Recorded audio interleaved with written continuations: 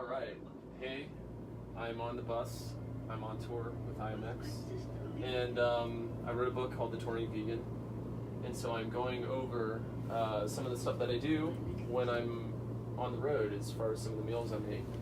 A lot of the time, I eat something that's based around beans and rice because it's easy to pack. You can buy as much of it as you need for the whole tour in advance if you have the space for it. You know, it doesn't really go bad. So anyway, today we've got brown basmati rice, we've got some black beans. I've got a few vegetables that I'm going to add into the mix as well. And since I don't have a whole kitchen full of spices and what have you, salsa is a really good move.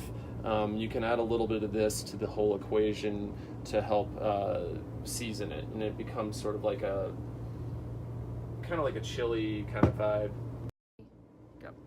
All right, so I have some cabbage on hand. I have this red onion. We have some frozen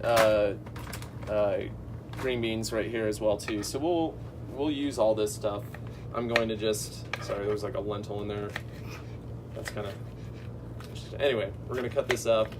We're gonna chop this up a little bit.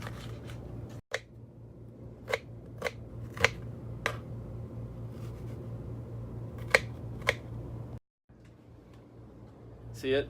I've already put a little bit of water in there.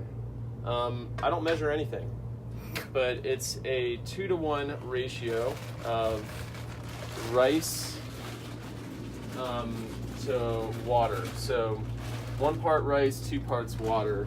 And I'm gonna eyeball this. So I don't know if you can see in here. So I'm just gonna pour some rice in now. And I've gotten really good at eyeballing this. If you really don't know how to eyeball this stuff, then get a measuring cup out and do 1 part rice, especially with a whole grain like this. That's about a 2-to-1 ratio. Usually you can stick, like, if you wanted to stick your finger in there, maybe go up to the first joint or a little bit past it, depending upon how big your hands are. Rice? One. Okay, so we're gonna cook the rice for a little while, and once a lot of the water has been absorbed, then we'll add everything else. We're gonna add the salsa, we'll add some of the vegetables, and we'll add the black beans. We'll add that closer towards the end, but we're gonna let this rice cook on its own. Go. You hit the button.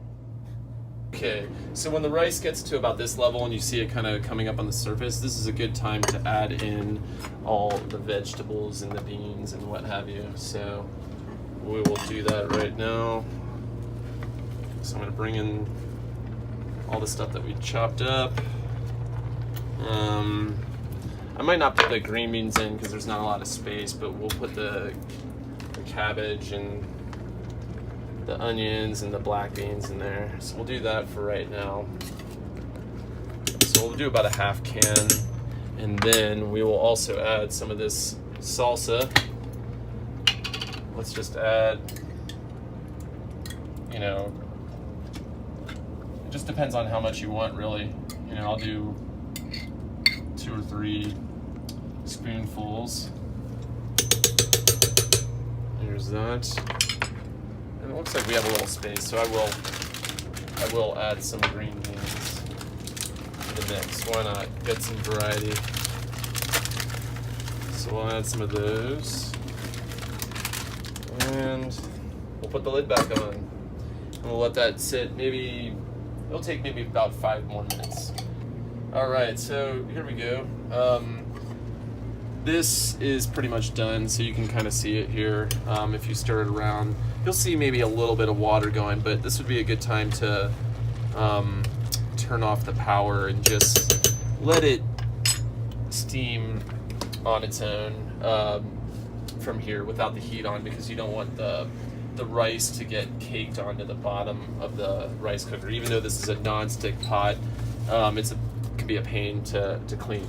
So anyway, this is just a sample of what I make in a day, and this will be for like lunch or dinner. I might even make the same thing twice. And you can use any vegetable. Honestly, it's all interchangeable.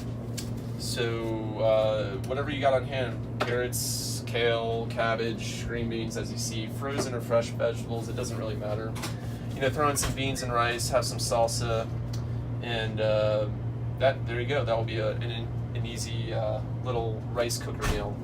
And you can find out more if you check out my book.